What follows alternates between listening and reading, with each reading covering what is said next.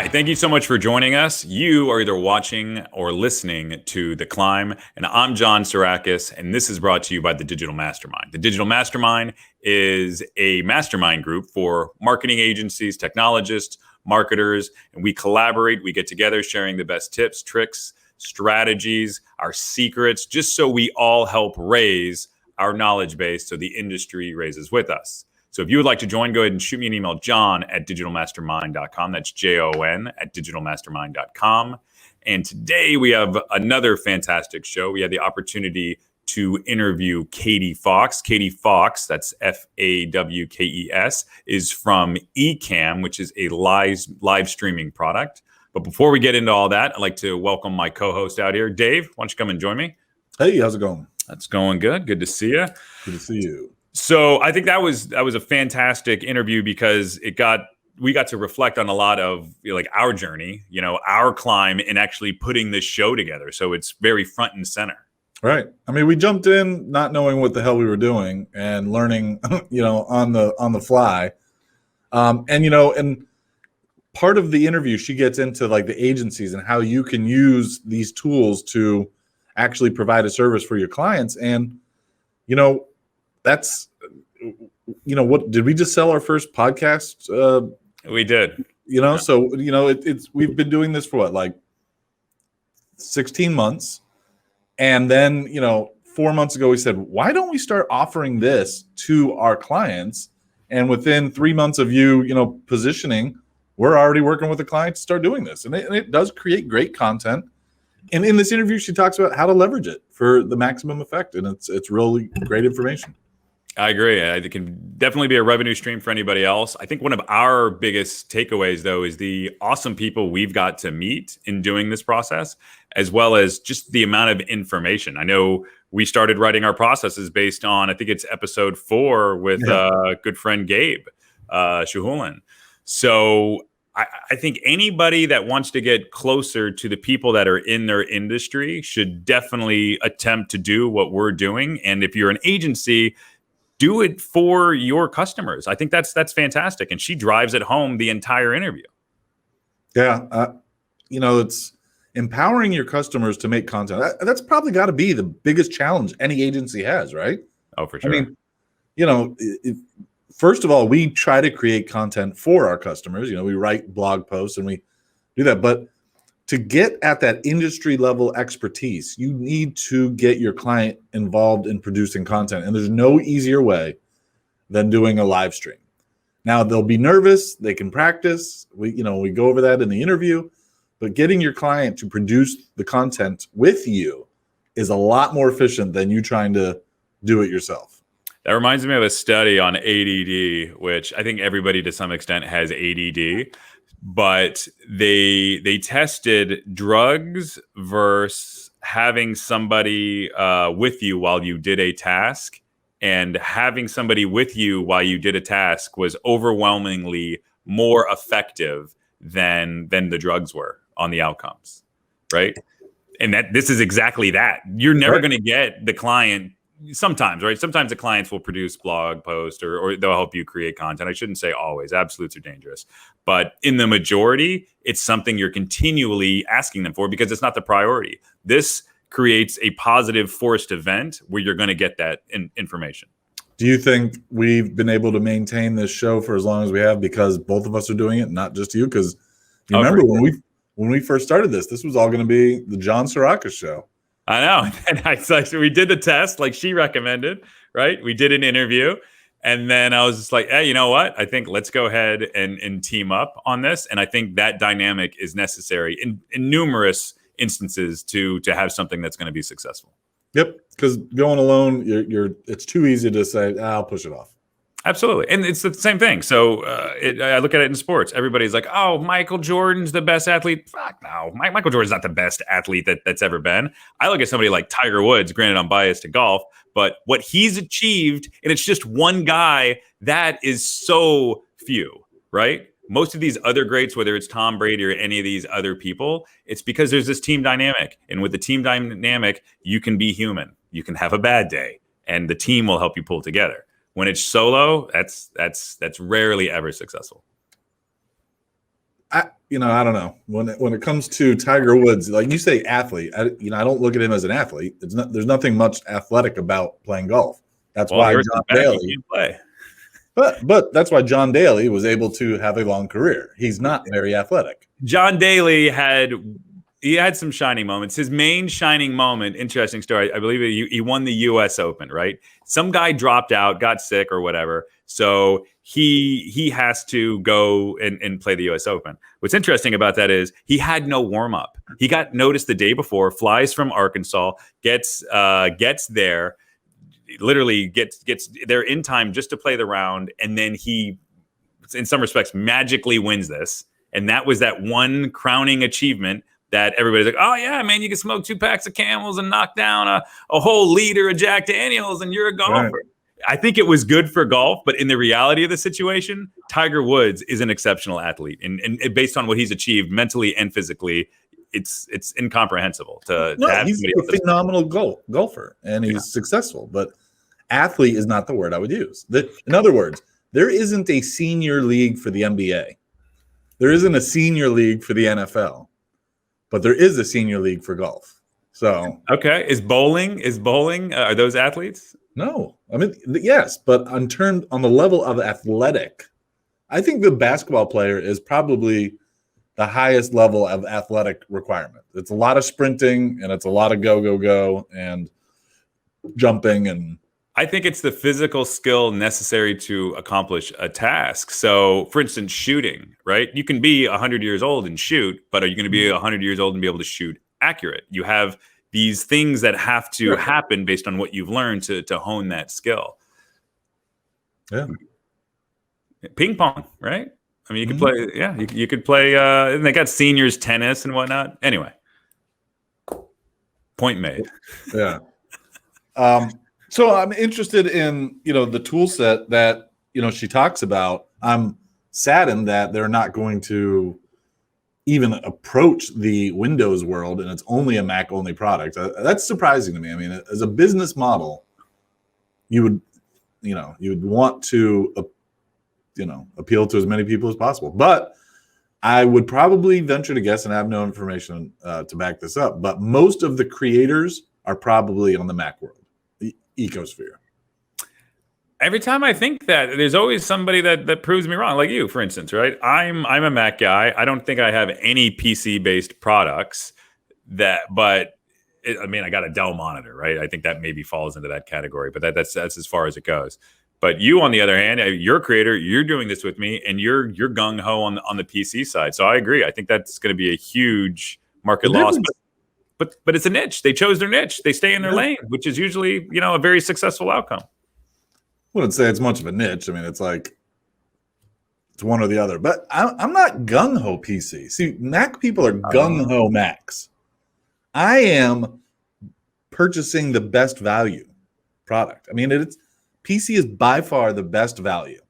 It does and accomplishes the exact same thing as a Mac at 50% of the cost. And I don't need to pay a markup just because I get some status because of the logo on the back of my laptop. So when I'm in Starbucks and I lift it up and everybody's like, ooh, look at that Apple. I don't need that.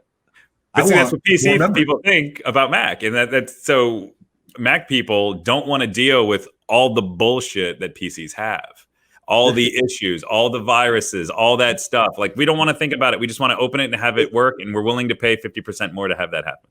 It's so funny that you're a marketer and marketing just like that was their brainwash, that the fact that you think. I had a PC. I worked at a company and I was like, this is intolerable. The blue screen of death. I was like, what guys? Like, why does this blue screen of death? Oh, well, you don't have enough RAM. Or you don't have enough this. I've had a Mac. I've never had the blue screen of death. Knocking on wood. Dude, we just got you a new laptop because you kept saying how much your laptop kept locking up. Wasn't locking up. It wasn't. No. It wasn't running at the speed I wanted. That's the brainwashing. Look, Macs get viruses. 15 years ago, only 5% of the people used Macs. So who would write a virus for Macs? That's why they didn't have viruses. Now they do, because now they're 50% of the market. I haven't got one yet. Oh, you don't know if you got it. The viruses are different now. Viruses back in the day were malicious just to be malicious. Now it's more about ad tech and spying, and there's not much valuable. There's not what's valuable in destroying John Sirakis's laptop. Nothing. But what's valuable about stealing and slicing off, information of everything you do on your computer, like keystroke monitoring and stuff like that. The other thing too, I'd say Macs last longer than my last Mac that I bought that was slowing down. I want to say was from 2012, either 2012 or like 2013. So that's 7 or 8 years, right? I mean, it just depends on where you buy. Like the PCs we have are ridiculously powerful. And I don't remember when we bought this, but it's been 5+ years and it's showing no signs of slowing down because we got so much RAM in them. So it just depends on it. Most people buy just barely what they need, and then the market passes them. For example, bringing it back to On Topic, the computer, the power you need to do successful live streaming or streaming of any kind, your computer needs to be pretty beefy. You're not going to. That's exactly why we got a new laptop for me, because the other one, it just couldn't do that. I could do Excel and write and do all the other things I had to do all day, but the video wouldn't happen. Correct. And especially if you're trying to do it through a browser, for example, we're using StreamYard here. And Katie made a good point to say that StreamYard's a competitor to Ecamm. But I can only use StreamYard through the Chrome browser. I can't get all the features to work if I use Firefox or if I use any other browser. So, that's adding another level of technical, strength, is you have to have the RAM to run the browser properly, because browsers eat up memory now. With all the ads, brutal. Yeah. I use Brave browser because by default they block all the ads and they block all that stuff. I mean, if I open up a new tab, does that restrict you from going to specific sites because they know it's being blocked? There are some sites that might not work the best, but then it'll pop up and ask you if you want to, allow that tracker. But let me just open up a new tab here, because what I love is they keep track of all the stats that they've saved me. So since I started using Brave, 292,000 trackers and ads have been blocked. 8.4 gigabytes of bandwidth saved. And the time for loading has saved me 4.1 hours since using it. Is it free?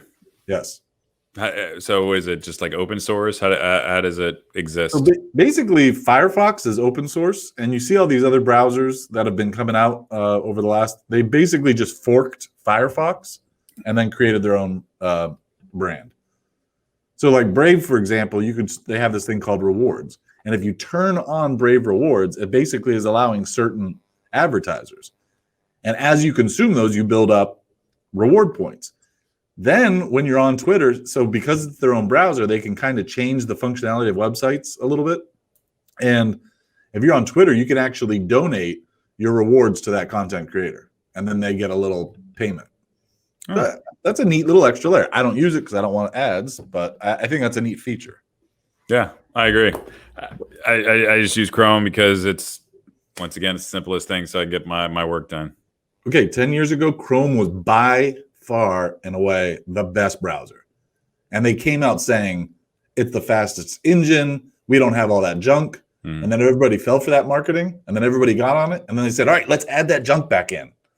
And so now Chrome, if you look at your memory on your PC, if you use Chrome, Chrome will always be the highest memory usage app on your computer. It eats memory. And if you keep inefficient tabs open for a long time, your computer will start running like shit. Like Gmail? Gmail is a big consumer. Yeah. My TD Ameritrade is a big consumer of memory. Anything that's like Facebook, anything that's constantly pinging and checking for new stuff, if there's a memory leak, then that memory will get consumed and never let go. I love it. And bringing it all back, the content that we create to track on, for some of these things. Actually, I have no bring back there. I thought I had one. It's tough. I mean, but bringing it back to live streaming, I absolutely love that we've stuck through it. We're on I think this should be episode 74. It's either 74 or 75. I thought around 40 we might not keep going it. But, live streaming, I think is a huge component of the future. I love the content, the breaking it down into multiple pieces of content. I wish we would have talked to her about LinkedIn, because we want to get on LinkedIn streaming, but right now they're only allowing what? You can stream from your phone, but yeah, from desktop, there was all these like things in the application and whatnot that I was just I can't remember what it was, but yeah, our target audience is LinkedIn. Absolutely, for sure. They're and Facebook. I just don't like. I just don't like it. It's what it's starting to feel like, seedy. That's the best word I can, like, when I'm on Facebook, it just kind of like I'm in the wrong location. Like, this doesn't feel right to me. I read an article this past week that somebody broke down Twitter's audience. They did a study over a period of time, and 90% of the content on Twitter comes from 3% of the users. I believe it. That's insane. So that just tells you, like, streaming to a Twitter or something like that. It's not, you're not reaching your target audience there. No, and if you want to see some of the saddest things, just look at when somebody makes some kind of proclamation on Twitter, and then the comments that just flood in there. You want to see the anger of America on whatever side of any topic. It's just like, damn, man, it's just a negative place to be. Twitter is the trash. It's the sewer of social media and the internet. Yeah, and its cousin is Reddit. But actually, there's a lot of positive places on Reddit. But yeah, man, but it's like 1 to 9. Yeah, man, 1 to 19. Yeah, you go down some alleys there, and you're like, okay, all right, right. I just landed on an FBI watch list just for exactly. Yeah, if I had kids, they would not know that this exists. I'm banning it. Now that I've got a daughter, I've been thinking about that. It's a long way until she has her own device, but I'm gonna get a firewall, and I'm gonna. How long of a way? I don't have kids, but I see, like, it seems like 3 is the age where they stick a screen in their face. Yeah, I don't want her to live the digital life. I want her to experience the childhood. And so I'm gonna hold off. What's funny is my brother-in-law and their family, I made fun of them for the longest time for not exposing their kids to technology. And I got them their first I got him a leapfrog when he was like 5 years old for Christmas. Oh. And to me, I felt that was like an introduction to technology. I'm a technologist, but I really understood now that I have no kid. I'm like, you see the way people behave online, and it's a bad influence. And kids, bringing it back to live streaming, they keep getting younger and younger in social media, right? Facebook is now targeting that. Like, how young is too young for a kid to live stream is a question that I believe as a society we're going to have to answer here real soon. We have an employee that has a son that live streams himself by accident sometimes, but they're really young, really young. It's scary. I can't, like, just like us. Could you imagine going through high school with social media being around? No, it sounds miserable. Yeah, that sounds terrible. Like, and now these kids are experiencing that in elementary school. Oh, and the things that will stick forever. Like, forever. Nothing is deleted. Yeah, everybody thought the internet would be this great idea. Like, oh, hey, it's going to create, help be more peaceful. No, it's created these echo chambers that are now more weaponized than ever, and people now have all this information to attack one another. And like with kids, that's terrifying. The bullying that can definitely go on, as well as the mistakes that you make where you don't get to shed that skin to become a new person. No, like, literally, there's this log of data, this timeline, and somebody can use that against you. It's terrifying. We've talked about creating a second show about politics, right? And we're like, no, that'll end our careers. Numerous times. There's always something that comes up. I'm like, I'd love to talk about this. But then, you sleep on it the next day. You're like, oh no, that would have been terrible. Yeah. I mean, there's even services out there now that if when somebody says something controversial on Twitter and they're getting canceled and they delete their posts, well, there's secondary and tertiary services that are just constantly backing up whatever's put on Twitter. So you delete it on Twitter, it doesn't matter. It's already been archived. Yeah, which is just that's terrible. You can't make mistakes. I believe in second chances too. And anytime somebody's like, "Oh, look what so and so said," they're not actually in the moment. They're not actually humanizing what occurred. They just want Right. to tear them down and ruin that person. And I think it's a part of our animalistic brain that Sure. we go ahead and do that rather than, "Oh man, come on, everybody says something stupid," right? So one of the great topics that we talk in the interview with Katie is the fear of going live. Yep. Because if you are live and you slip up, ooh, that's scary, which we talk about, our experience of having a live interview with our guests throughout and what we've had to do to adapt. So, I mean, really good tie-ins on the lessons we learned and how we got to where we're at right now. And we got a long way to go. Yeah, oh yeah, absolutely. And I do enjoy this, but speaking of the live interviews, there's one, I'm not going to point it out, where there's a guy so uncomfortable that we're live that I begin to get really uncomfortable because it's this contagious feeling. And I'm just like, oh man, I can't wait to get this one done. But in any event, please check out Katie Fawkes. She was fantastic. Spend her time with us today. There's a ton of great information. If you want to have a new revenue stream for your agency, of course, make it profitable. That's something that we always recommend. Then this is the episode for you. And live streaming might be the answer. Go ahead and like, share, comment, do whatever you want with the show. And if you hate it, go ahead and shoot me an email, and maybe we'll have you on as a guest. Jon, Jon at digitalmastermind.com. Thank you so much, everybody. Hi, Katie. Thank you so much for joining us. Thanks so much for having me. I'm excited to be here. All right. So why don't you go ahead and share with us, what is your journey? What is your climb? How did you get here? Absolutely. So I started in the world of marketing actually as a copywriter. I originally desperately wanted to be a young adult author. So writing was always a huge part of my life, still is a big part of what I do, both personally and professionally.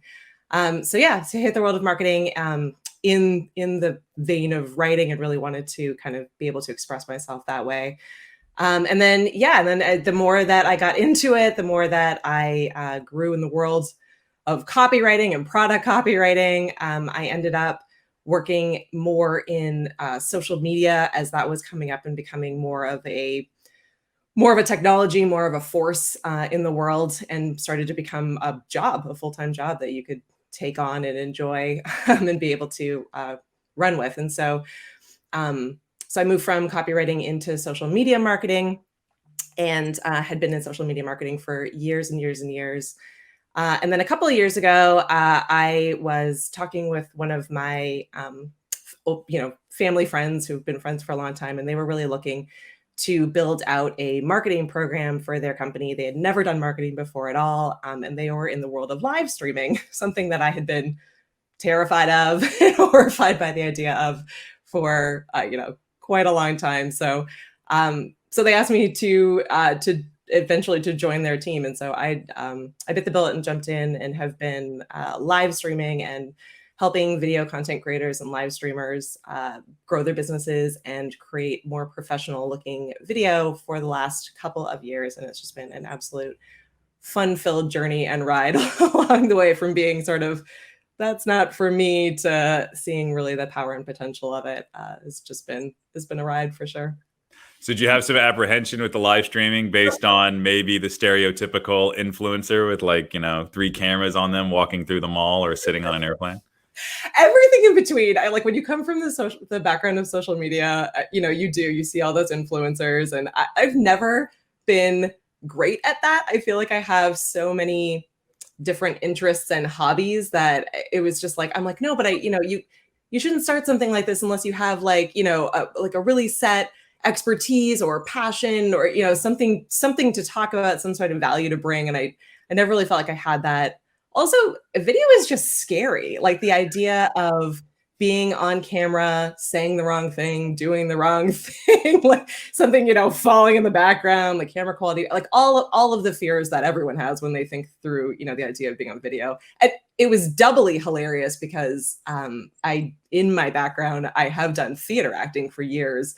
Not at all afraid of getting up on a stage, but something about the staring down into a camera was just incredibly overwhelming. So total honest story, for the first probably, I don't know, 5 or 6 live streams that we did. Our co-founders were like, they're like, we can come on with you if you want. And I was like, yes, I will take you up on that.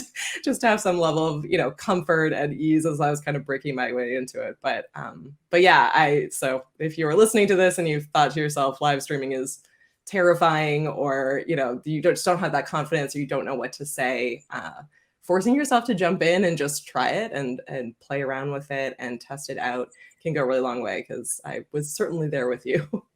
Yeah, I think so. Dave and I experimented. We did this for Dave. How long did we do it live for? I'd say probably the first 20 episodes. Nice. Yeah. I think we did it recorded, then we went to live, right? So I think it was about 20 episodes. Yeah. So we're like, oh yeah, let's do it. We'll do it live. What I noticed is everybody, there's this layer of like fear, like that you spoke to, where there's like a pause, and then they put up this like, okay, like, hey, everything's gonna be fine. And it was tough. I don't, Dave, how did you feel about it? I know I was like, I don't want to do it live anymore because everybody's so uncomfortable.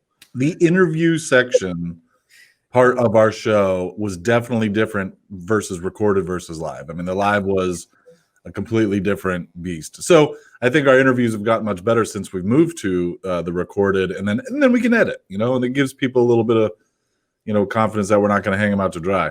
But I do miss the live comments from the audience. The interaction. Yeah.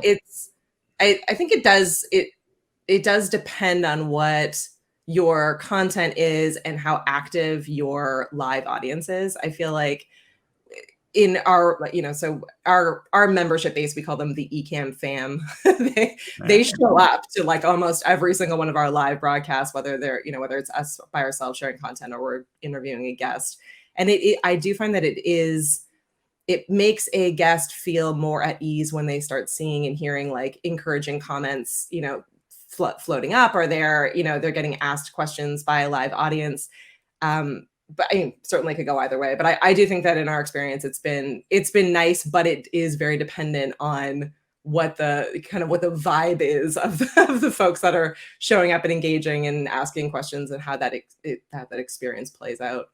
You mentioned like practice, right? So like, how would you recommend? Our audience is agency owners, right? So like, how would you recommend that they do this practice?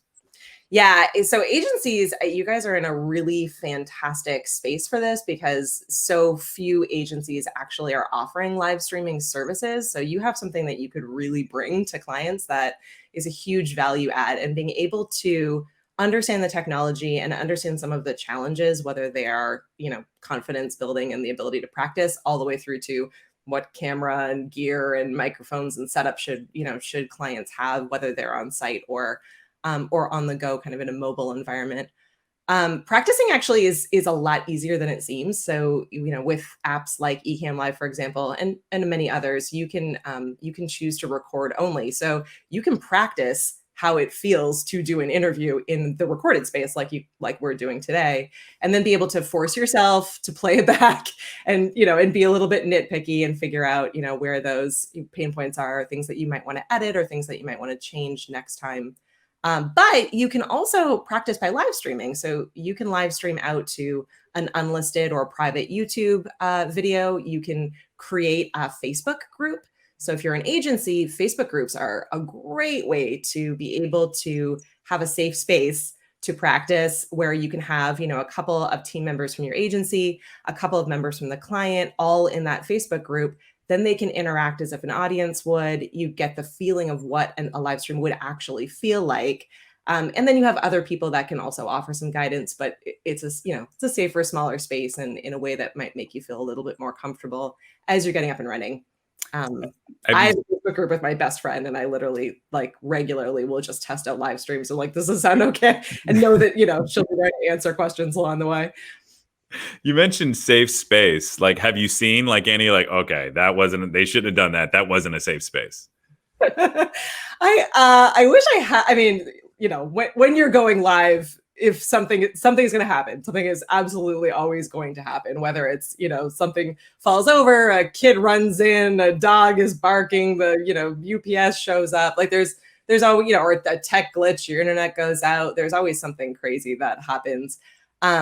I haven't seen a lot. We've been lucky enough in the environment that we're in where we haven't seen a lot of like trolls or like really negative, comments through.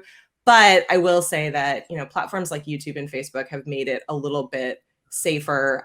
There is, especially if you're live streaming out to YouTube, there is actually like a block and a ban button that's even built right into Ecamm Live. So if if you are seeing things come up, it's pretty easy to shut it down really quickly without anyone knowing that you've had a bad moment. But yeah, I think a lot of it really comes down to just your level of comfort on screen and how comfortable you can make guests feel as well. So, again, if you're thinking about it from an agency perspective, we always really suggest it's important to do a tech run through, but it's even more important to just do like a practice run through, like those soft skills in making someone feel comfortable, in making sure that your host or your guest knows the entire format of the show up front, knows it's going to be live, knows it's going to be on, a certain platform. What kinds of questions are you asking? How do the segments break up? Maybe they need to run to the washroom, or, or their throat is parched. Like being able to kind of give them that level of comfort upfront by doing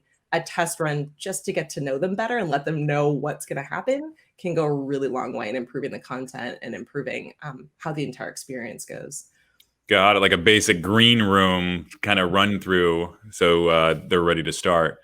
What would you say what does it look like for like an agency to take this on? Like, is it like, can you explain that? Like, is there like a production component that they're backstage doing things? Can you talk through that? Yeah. So, I mean, it really depends on, your size of agency and the types of team members that you have and the services that they can offer.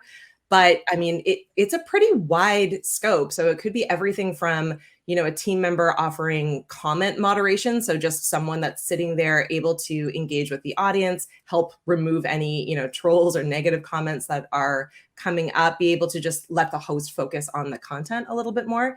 So that could be a really small, simple service.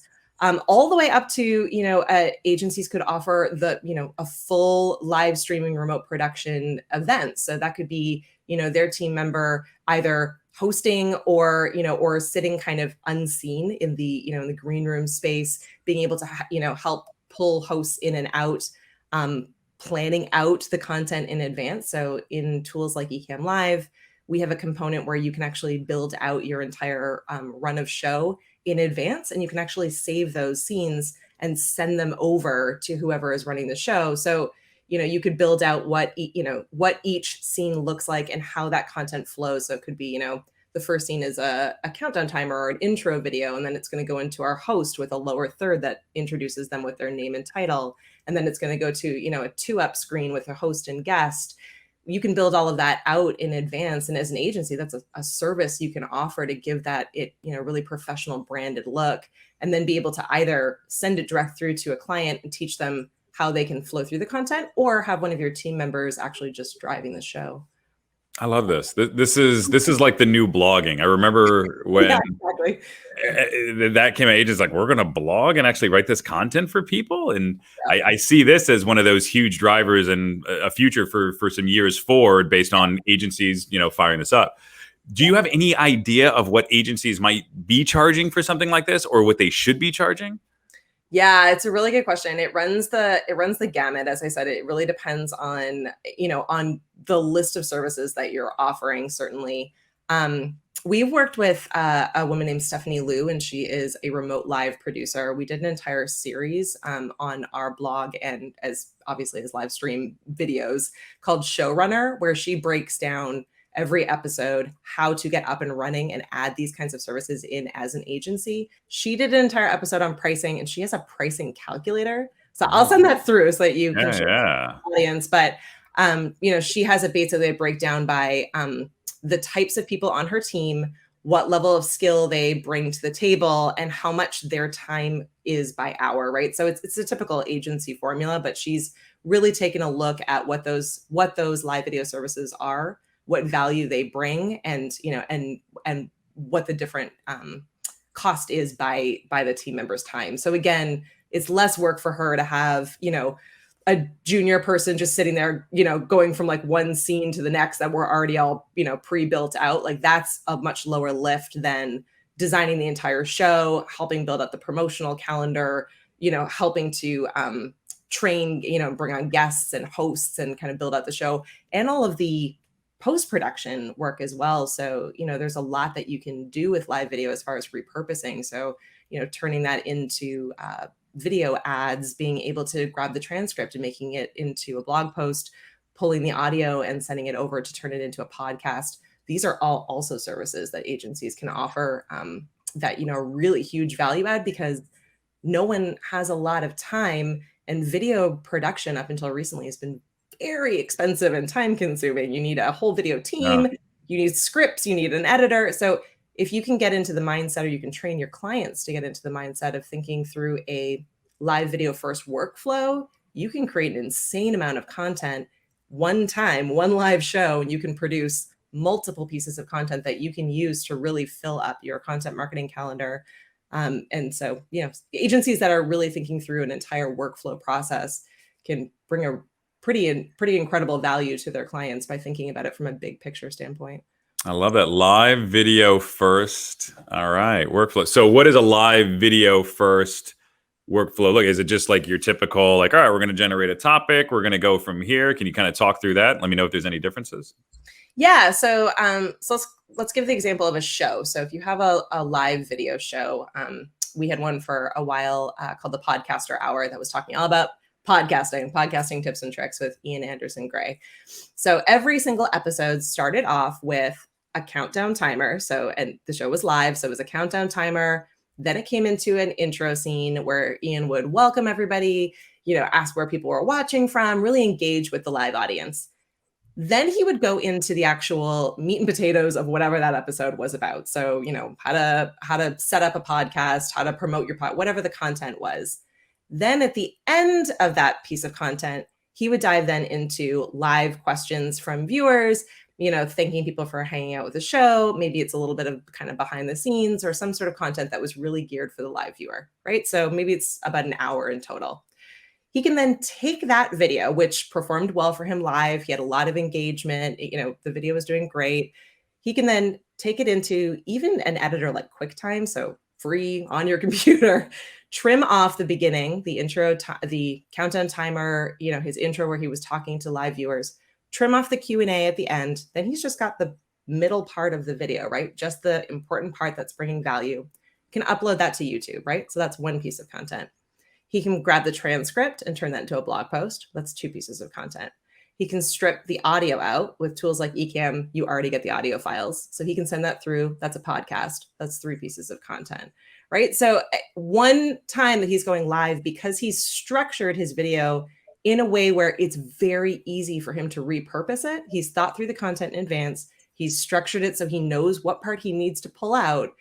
That workflow has made it very simple for him to just change the topic every single week, follow the same workflow, and he's always got his multiple pieces of content that then he can use to promote in different ways across different channels. So it's just really kind of an easy way to do it if you can be a planner and think about the order of your content and how you're building it out.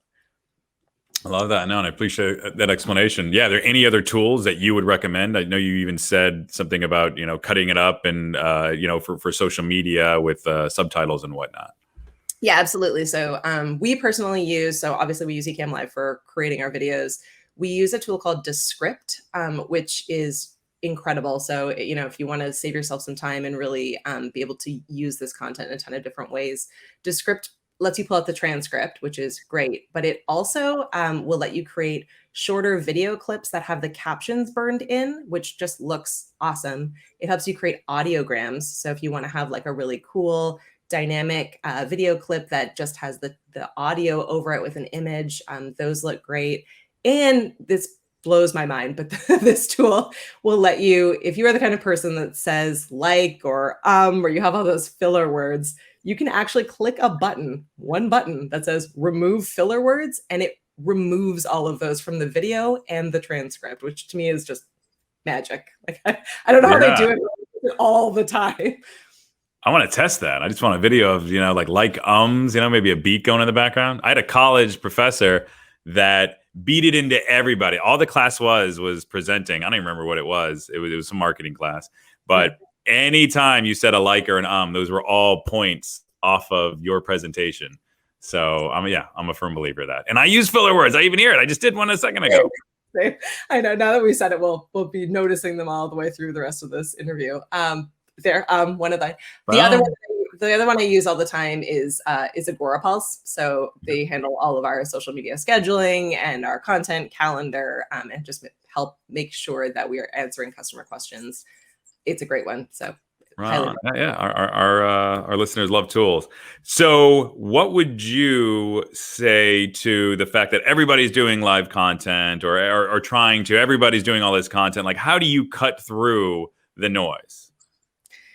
Like anything else, you have to find your niche, you have to find your expertise, and you have to really be thinking viewer first, customer first, audience first, right? So if you are providing helpful, like relative content that your viewers can relate to, that they find approachable, and you're doing it in a friendly way, you will get the viewers. You will get people that will come. It'll take time to build, like anything else, and you really need to think through, the content, the quality, and the viewer. But everyone right now, whether it's have just been blown away, especially at the start of the pandemic, where people needed to make huge pivots in their business. But you have, karate instructors that are teaching classes through video or live video. You have teachers, musicians, magicians. We have a huge group of magicians at Ecamm, and they are doing the most incredible live magic shows, which have just been so fun to watch and incredibly engaging. And they've just really thought through how they can make video as engaging and as much fun as if you were there in person. And there are things you can do with video that you can't do when you're in person. So I would say that even as the world is opening back up again and things are getting a little bit more normal than they have been, thinking through how you can use video to connect with your customers, not only who are around you, but a global audience, is huge. So go ahead, Dave. So, when we started this show, we, the first 10 episodes, let's say, nobody, we didn't have an audience, right? And then, 10 to 20, we had a little bit more. And I felt probably around episode 40, we started hitting our stride. We got comfortable with the tools, what do you guys tell your customers, stick with it? Because I can imagine, let's say there's a HVAC company out there and we're helping them put a show together, and I could easily say to them, nobody's watching this, I'm not doing it anymore. What's your message to keep them engaged and keep going? Yeah. So again, I think that goes back in some ways to workflows and really thinking through how you can create one piece of content live and then be able to get it out to different spots. So it may be that no one for the first however many episodes is watching you live. Maybe you don't have that live audience. So you should probably avoid doing things like a Q&A or doing things where it would require having viewers that are, heavily engaged responding back to you. But that doesn't mean that you're not getting people that are coming through on replay, people that are just viewing your video on platforms like YouTube. Like, if you have the right keywords and SEO and the content is, again, helpful and valuable to your target audience, and you're consistently doing it on a regular basis, you may not see an increase in live viewers immediately, but you are going to start seeing eyes on your content, whether that's blog readers, podcast listeners, video, YouTube views. You will start seeing those building across a number of different places. And so you just need to be a little bit patient, and you need to be really focusing in on what are those customer questions in your industry. So what are the FAQs? Create videos for that on a regular basis as best as you can. If you need to grow a little bit faster and you really want to be able to pull in, more live viewers in a faster way, I would suggest bringing on experts in your industry or people that can add value to your customers who have already have a following or already have some group of audience that they can pull over as you invite them. So if you can give enough of a runway where it's enough time for them to help you promote it, and you give them assets and promotional tools, or you tag them in your social posts or email messages, out to all the customers in advance, they should be able to help pull some of their audience over, which will help to grow your audience going forward. How much runway do you recommend? So I try to schedule videos. I always schedule live videos so that there is a link that people can get a reminder with.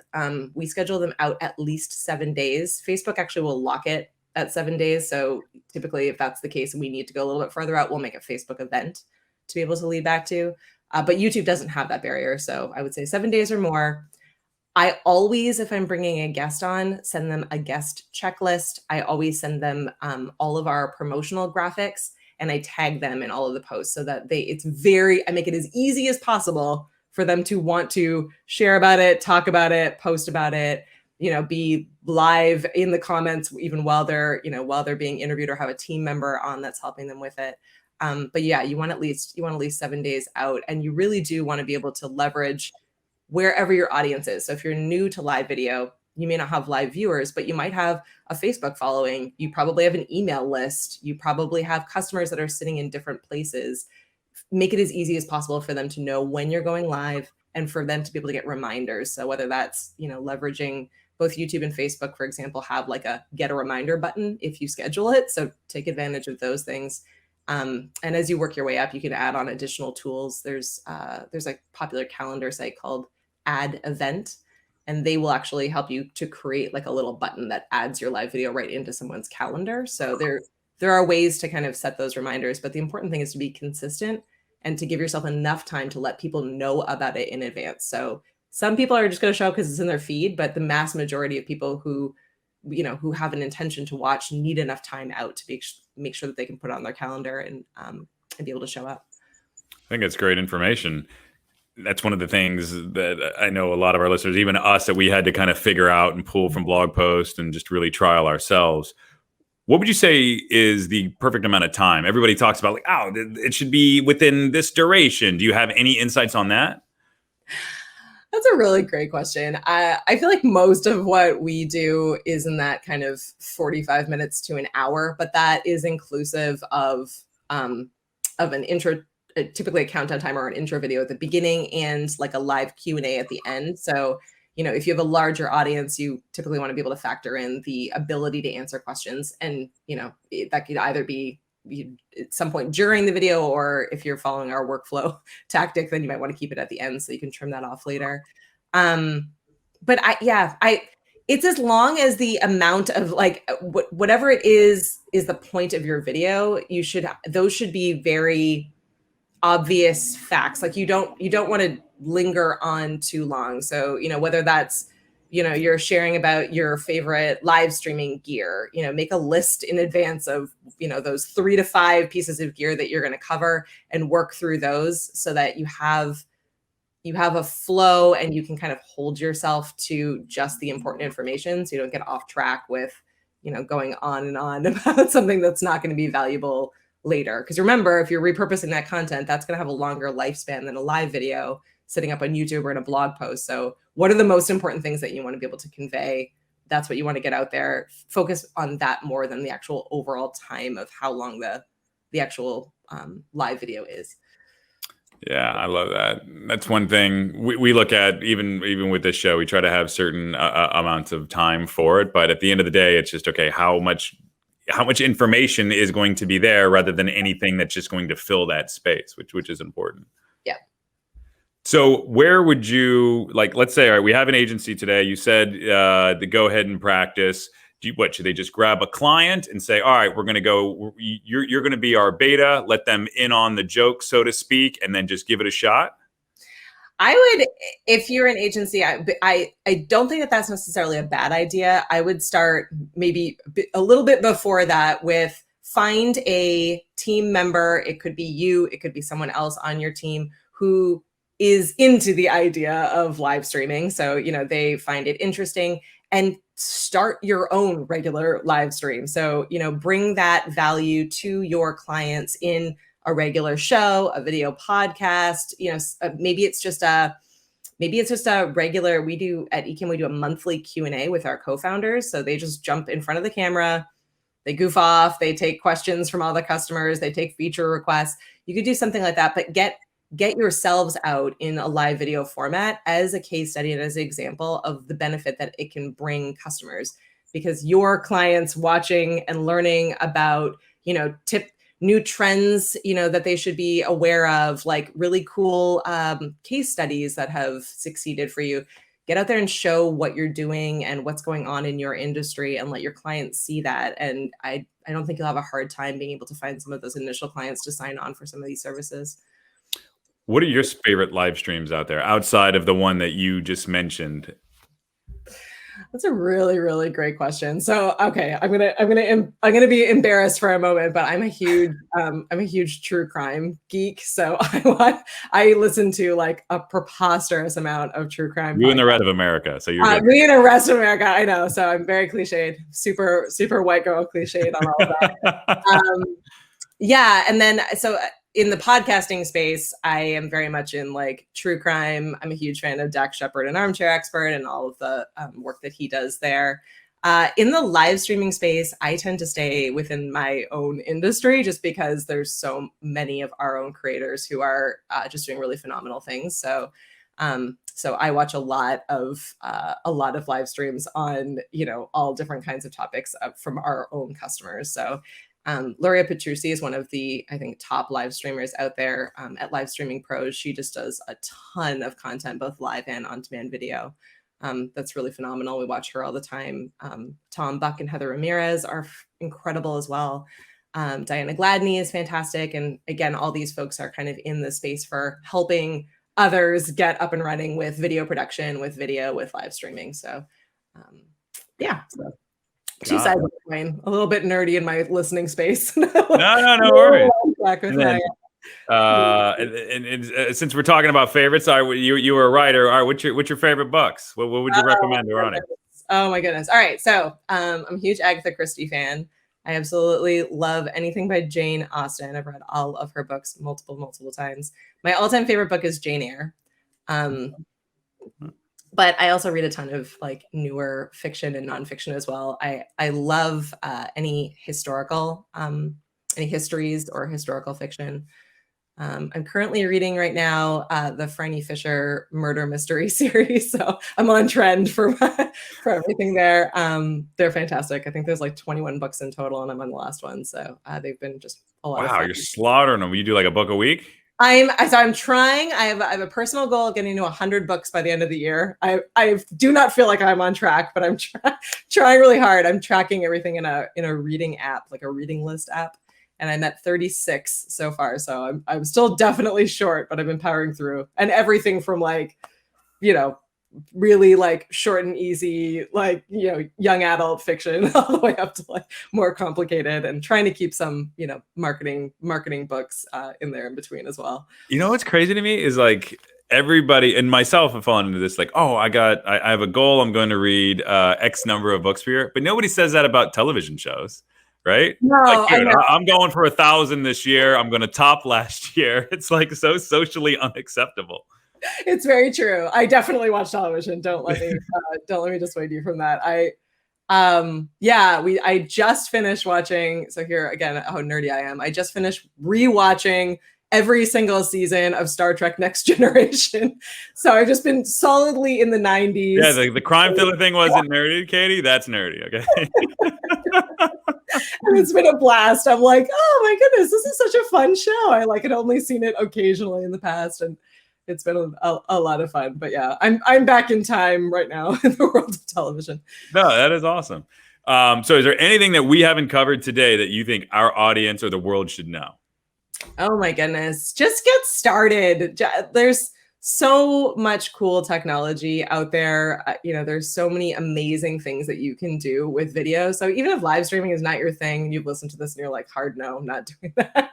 Totally fine. But they're like, don't sit on any more like completely boring Zoom calls and video conferencing. There are cool things that you can do. There are amazing ways to bring your message, your content, your personality to life. So give it a try, practice, play around. We have, whether you are an Ecamm user or not, whether you have a Mac or you don't, come join us in the Ecamm Live community. We're just an enthusiastic, crazy bunch of folks who are constantly talking about video and practicing and sharing cool things that we're working on. It's a lot of fun. Come hang out and see what people are up to and get to know other people better in the space. We'd love to hang out with you. Awesome. Hey, is there any way that people can get a hold of you? I am super reachable. I'm an email person, which is super old school for being a social media marketing person. I am Katie Fawkes, Fawkes. You can find me on any of the social platforms. You can reach me at katie@ecamm2ms.com. If you want to email me. And like I said, I spend most of my time these days in the Ecamm Live community, which is a Facebook group. It's a public open group. You can pop in and live stream with us, test and play around with us, or get to know us a little bit better. Awesome. Katie, thank you so much for being on the show. I really appreciate it. Thanks so much for having me. This was fun. Cool. Hope you enjoyed our episode. Please subscribe and review wherever you can. And if you would like to join the Digital Mastermind, go ahead and shoot me an email at jon@digitalmastermind.com or visit us at digitalmastermind.com. We'll see you next time. Thanks. Bye now.